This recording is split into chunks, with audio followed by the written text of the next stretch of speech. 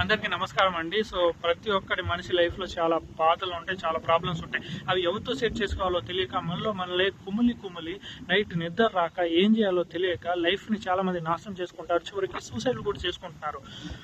ఒకళ్ళకి చెప్తే వాళ్ళు ఇంకొకళ్ళు ఏమైనా చెప్తారేమో, మన లైఫ్ అలా స్పాయిల్ అవుతుందేమో అని అలా కూడా ఆలోచించే వాళ్ళు ఉన్నారు.